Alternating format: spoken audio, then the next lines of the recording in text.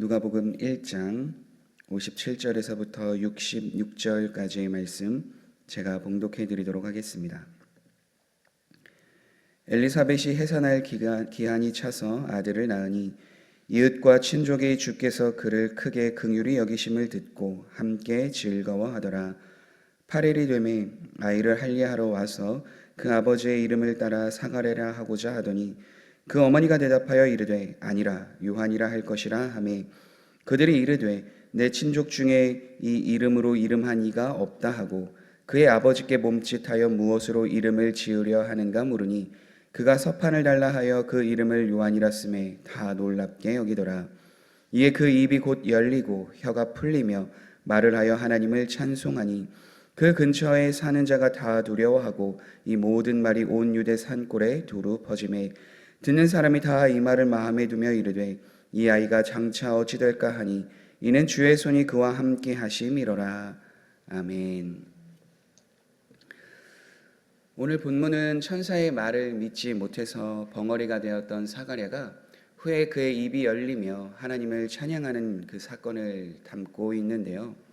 우리가 앞서 누가복음 말씀을 살펴보았던 것처럼 하나님께서는 천사를 보내셔서 사가랴가 그리고 그의 아내가 임신하게 된다라는 좋은 소식을 전하게 됩니다. 그때 사가랴가 들은 말이 바로 천사가 하였던 이 말인데요.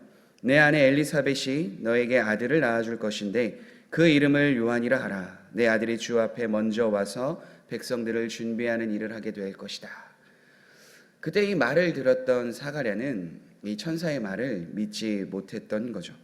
왜냐하면 사가랴도 나이가 많았고 그의 아내 엘리사벳도 나이가 많았기 때문인데요. 마치 우리가 창세기 17장에 있었던, 그러니까 하나님께서 아브라함과 사라에게 자녀를 약속하여 주셨을 때에 그의 나이가 이제 많았기 때문에 그 하나님의 말씀을 믿지 못한 것과 다르지 않았던 거죠. 그런 믿음 없는 태도, 그 고백 때문이었을까요? 천사는 사가랴를 책망하면서 그에게 벙어리, 그러니까 듣지도 못하고 말하지도 못하게 하게 하는데요. 그 내용이 누가복음 1장 20절에 기록이 되어져 있습니다. 보라, 이 일이 되는 날까지 내가 말 못하는 자가 되어 능히 말을 못하리니 이는 내가 내 말을 믿지 아니함이거니와 때가 이르면 내 말이 이루어지리라 하더라. 사가랴가 믿지 못한 대로 그는 듣지도 못하고 말하지도 못하는 자가 되는데요. 그런데 이 일이 그가 죽을 때까지 쭉 지속되는가? 그렇지 않습니다. 천사가 말하였던 것처럼 어느 기한이 차면 그 입이 이제 열리게 된다라고 이야기를 하고 있기 때문입니다. 그 날이 되기까지는 그가 말하지 못하는 벙어리가 되었던 거죠. 임신한 엘리사벳이 세례 요한을 출산할 때가 가까이 나왔고 이제 결국 엘리사벳은 자신의 자녀, 그러니까 세례 요한을 낳게 됩니다. 이러한 해산의 소식을 듣고 이웃과 친족들은 마치 자기 일과 같이 크게 즐거워하며 그들과 함께 하는데요. 이들이 이처럼 함께 즐거워하였던 이유를 오늘 본문 말씀은 이렇게 이야기를 합니다. 58절의 말씀이죠. 이웃과 친족이 주께서 그를 크게 긍휼히 여기심을 듣고 함께 즐거워하더라. 이웃과 친족이 함께 즐거워하였던 이유는 다른 것이 아닙니다. 사가랴와 엘리사벳 그 두 부부를 하나님께서 크게 긍휼히 여기심을 그들이 듣고 보았기 때문이다라고 이야기한 거죠. 우리나라 속담에 사돈이 땅을 사면 배가 아프다라는 말이 있는 것처럼 만약에 사가랴와 엘리사벳이 그 이웃과 친족에 대해서 다른 마음을 품고 다르게 행동하였다면 아마도 이러한 주님의 큰 긍휼하심에 대한 소식을 들었음에도 함께 즐거워하지는 못했을 것 같아요. 그럼에도 불구하고 그들이 함께 즐거워할 수 있었던 것은 그가 하나님 천사의 책망을 듣고 벙어리가 되었지만 그러나 그 모든 시간 동안에 언제나 동일하게 그들을 대하고 하나님의 마음으로 그 모든 직무를 감당하였기에 함께하고 있던 이웃도 친족들도 그와 함께 즐거워할 수 있었던 거죠.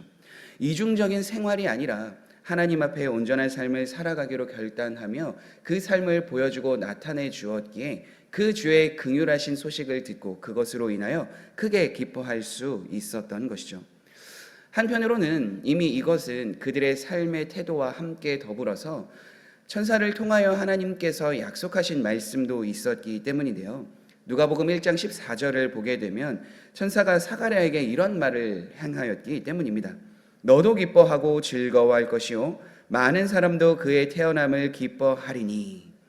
요한이 태어나는 것으로 인하여서 많은 사람들이 함께 즐거워할 것이다 라고 이미 천사가 말도 해 놓았죠. 그러니까 어떻게 보면 그의 삶에서 의인으로서 행하였던, 그러니까 많은 사람들이 그를 위하여 함께 기뻐할 수 있을 만한 삶을 살아감과 동시에 천사도 이미 그와 같은 모습을 예언하며 말해 주었다라는 것을 보게 됩니다. 그러니까 하나님의 말씀이 하나하나 성취되어져 가고 있음을 사가랴는 느꼈을 거예요. 그리고 세례 요한이 태어난 지 8일이 되자마자 친족들이 다시 찾아오게 되는데요.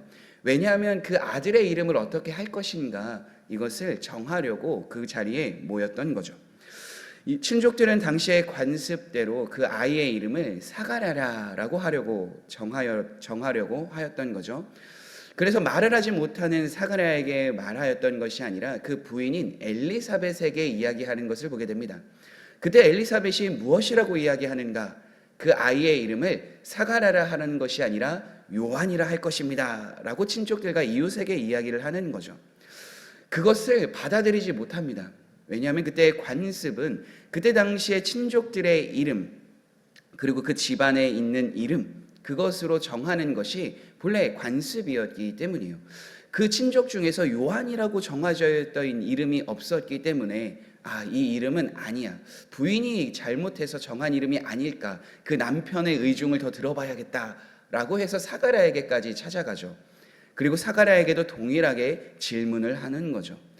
그때 사가랴는 서판을 가져오라 하며 그 아들의 이름을 적어주는데 그 아들의 이름이 무엇인가?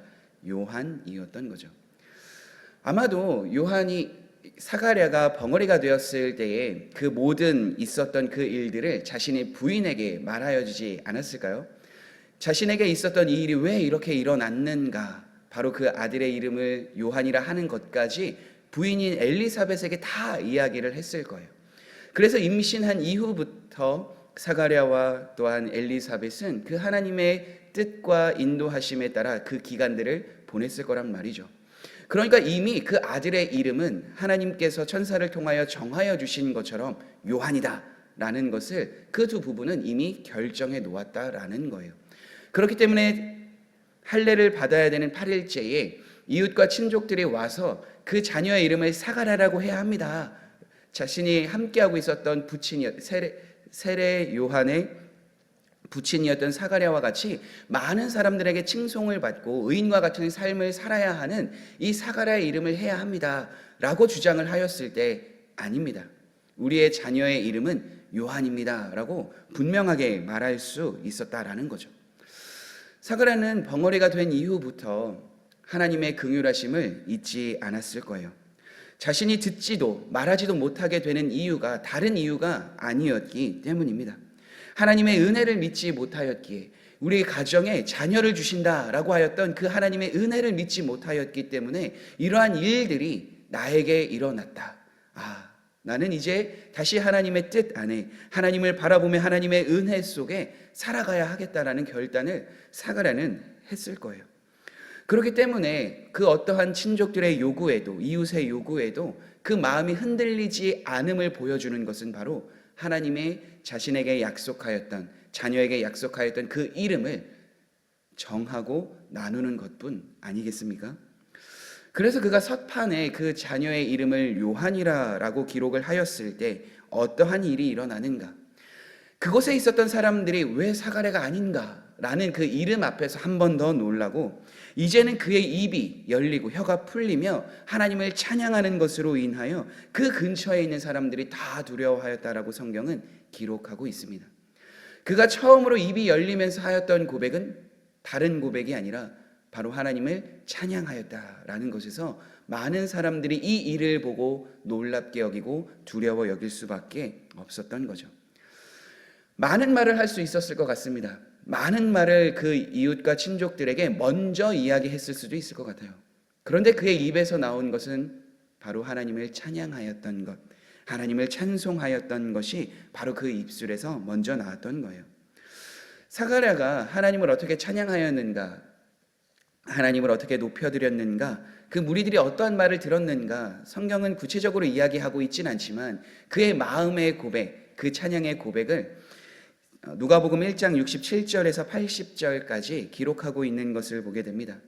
그러니까 이와 같은 말을 그때 했는지, 아니면 이 이후에 사가랴가 다시 한 번 더 하나님을 향하여 이 고백을 하였는지, 두 번인지 한 번인지 우리는 정확하게 알 수는 없지만, 그럼에도 불구하고 사가랴의 이 마음, 그 고백은 우리가 알 수 있는 거죠. 사가랴가 하나님을 찬양하는 이 고백을 통하여서 말입니다.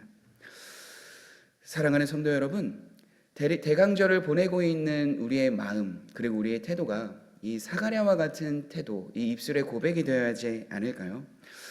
왜냐하면 우리의 입은 본래 하나님을 찬양하기 위하여서 만들어져 있기 때문입니다. 그래서 이사야는 그 마음의 고백을 이렇게 이야기하죠. 이사야서 43장 21절의 말씀입니다. 이 백성은 내가 나를 위하여 나를 찬송하게 하려 함이니라. 그러니까 본래 우리도 사가랴와 같이 우리의 입술에서 나오는 것은 하나님이 어떠한 일을 행하셨는가, 나에게 어떠한 일을 행하신 것뿐만이 아니라 그 감격과 놀라움에 대해서 우리가 하나님 앞에 고백해야 한다라는 거죠. 우리는 지금 대강절 절기를 보내고 있습니다. 대강절 절기는 이미 목사님께서 광고 시간 때 이야기하였던 것처럼 오신 예수님에 대해서, 또 다시 오실 예수님에 대해서 묵상하며 그 삶에 대한 기쁨과 고백을 드리는, 그것을 묵상하며 나아가는 절기입니다.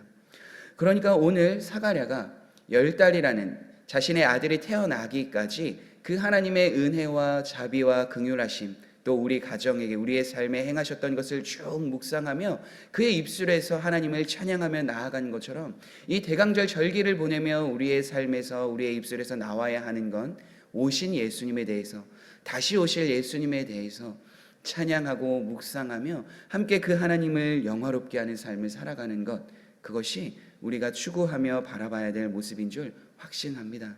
그 삶을 살아가기로 결단하며 나아갈 때 하나님께서는 사가랴 가정에 하나님의 은혜와 자비와 긍휼하심을 베풀어 주시며 사람이 생각하지도 못하였던, 상상하지도 못하였던 그 은혜를 베풀어 주심 같이 우리도 우리의 삶에 하나님께서 그러한 놀라운 은혜를 보여주시고 경험하게 하시라 확신합니다. 그것은 하나님께서 우리를 통하여 마땅히 하나님을 찬양하기에 합당한 그 삶을 살아갈 수 있도록 인도하여 주시는 것뿐만 아니라, 이 땅을 살아갈 때 우리가 예수님을 생각하며 나아갈 때 다른 그 어떤 것보다 우리 안에 베풀어 주신 은혜, 우리를 구원해 주신 그 감격, 그것을 잊지 않고 나아갈 수 있는 고백이 찬양이기 때문입니다. 오늘도 우리의 입술에서 하나님을, 또한 예수님을 찬양하는 것뿐만 아니라 삶으로서, 또한 우리의 모든 것으로서 주님 앞에 그러한 모습으로 나아가는 모든 성도님들이 되시길 간절히 소망합니다.